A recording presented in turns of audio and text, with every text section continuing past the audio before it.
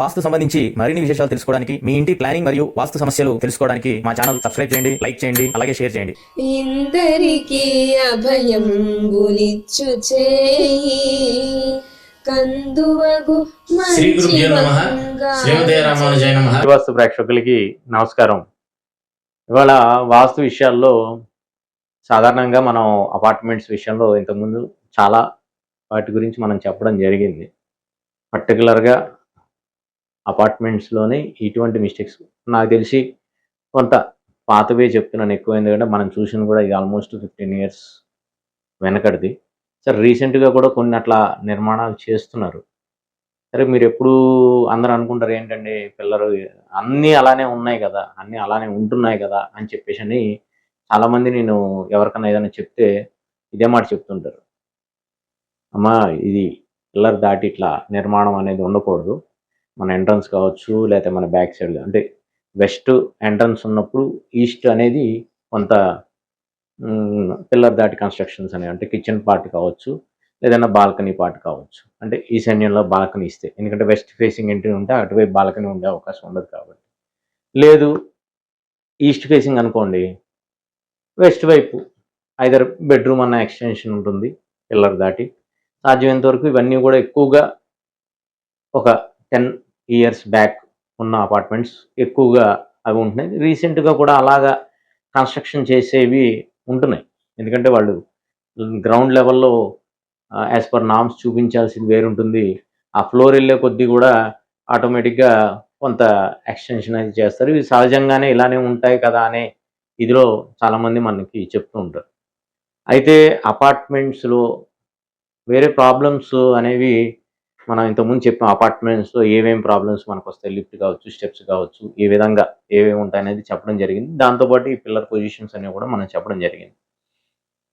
సరే, pillar positions మిగతా ఏదైనా లిఫ్ట్ కానీ స్టెప్స్ కానీ అన్నీ కరెక్ట్గా ఉన్నా, బాత్రూమ్స్ కరెక్ట్గా ఉన్నా కూడా ఒక్కొక్కసారి ఏంటంటే ఆగ్నేయంలో కిచెన్ ఉండి మిగతావన్నీ కూడా కరెక్ట్గా ఉన్నా కూడా ఈ విధమైన, అంటే మనం ఇప్పుడు ఒక ఇమేజ్ కూడా చూపిస్తాము, ఈ విధంగా గనక అంటే ఎంట్రన్స్ లెవెల్లో కావచ్చు, బ్యాక్ సైడ్ కావచ్చు, మనకి ఏ ఎంట్రన్స్ అయినా కానీ పిల్లర్ దాటి కన్స్ట్రక్షన్ ఉంటే మాత్రం ఆ గృహంలో కొంత ఇబ్బందులు అనేవి ఏర్పడుతూ ఉంటాయి. ఎందుకంటే మనం వెళ్ళిన తర్వాత అక్కడ వేరే విధంగా ఏమి ఇబ్బంది ఉండవు.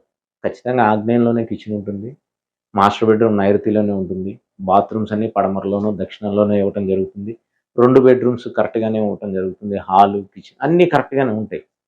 కానీ ఇటువంటి మిస్టేక్స్ అనేవి, ఎందుకంటే మనకంతా కూడా ఏంటంటే అన్నీ ఇలానే ఉన్నాయి అనే ఒక ఆలోచనతో మనం దాని జోలికి వెళ్ళాం. ఎందుకంటే పక్కన ఇల్లు అలానే ఉంది, ఎదురిల్లు అలానే ఉంది అని చెప్పింది.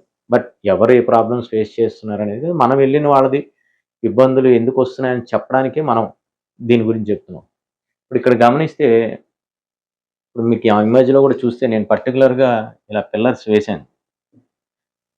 ఇది ఈస్టే చెప్పాను. సాధారణంగా ఏంటంటే వెస్ట్ ఫేసింగ్ ఉన్నప్పుడు ఈస్ట్ బాల్కనీ కావచ్చు.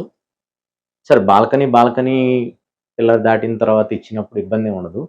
కానీ దాని పార్లో ఏదైతే కిచెన్ పార్ట్ ఉంటుందో ఆటోమేటిక్ కూడా అది కూడా ఎక్స్టెండ్ అయ్యి పిల్లర్ దాటిన తర్వాత నిర్మాణం చేస్తుంటారు. కానీ ఇది ఈస్ట్ ఫేసింగ్ కూడా ఈ విధంగా చేశాడంటే, ఇది ఒక కారిడార్ వచ్చేసి ఒక 4 ఫీట్ ఉంటుంది మనకి.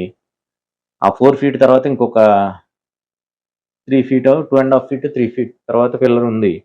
సో ఎంట్రన్స్ దగ్గరే మనకి పిల్లర్ అనేది ఎక్స్టెన్షన్ కనబడుతుంది. అంటే మనకి అర్థం చేసుకోండి, ఇది ఇండిపెండెంట్ హౌస్ అయితే మనం సాధారణంగా శంకుస్థాపన ఇక్కడ చేస్తాం. నిజంగా శంకుస్థాపన చేసిన భాగం దాటిన తర్వాత గృహ నిర్మాణం అనేది ఎప్పుడు ఉండకూడదు. సరే, అపార్ట్మెంట్ కట్టినా కూడా అతను శంకుస్థాపన చేసినా చేయకపోయినా ఈశాన్యం పిల్లర్ అనేది మనం బేసిక్గా శంకుస్థాపన పాయింట్ కింద మనం అనుకుంటాం. ఎప్పుడైతే ఆ శంకుస్థాపన పాయింట్ దాటిన తర్వాత గృహ నిర్మాణం చేస్తామో ఆ గృహంలో ఇబ్బందులు అనేవి ఉంటూ ఉంటాయి. కాబట్టి ఈ విధంగా అంటే పిల్లర్ దాటిన తర్వాత కన్స్ట్రక్షన్ అనేది ఎప్పుడు కూడా మంచి పద్ధతి కాదు. అది ఏ భాగంలో అయినా అవ్వచ్చు.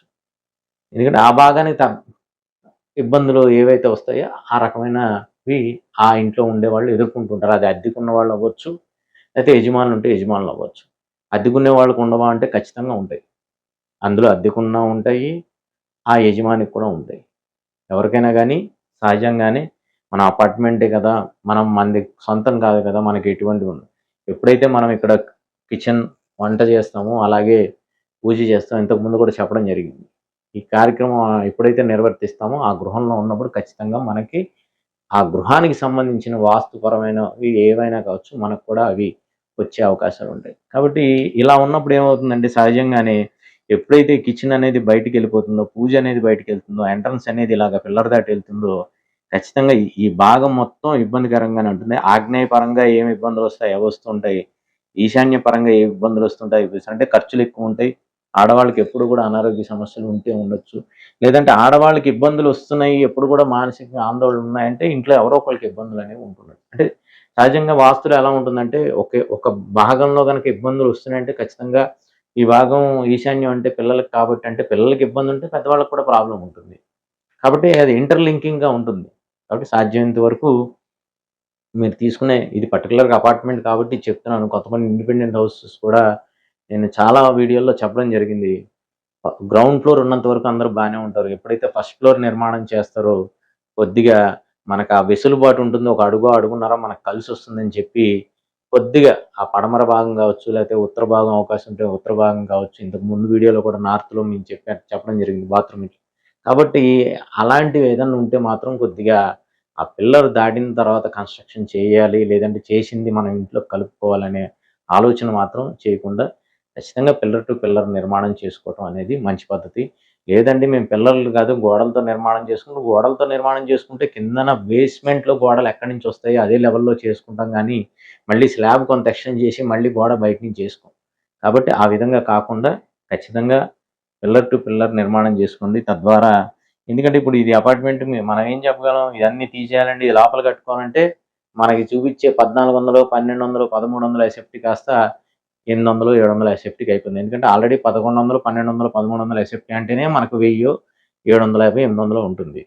సో, ఈ రకమైన మిస్టేక్స్‌ని మనం చేసుకోవాలనుకున్నాం అనుకోండి అది అయ్యే పని కాదు.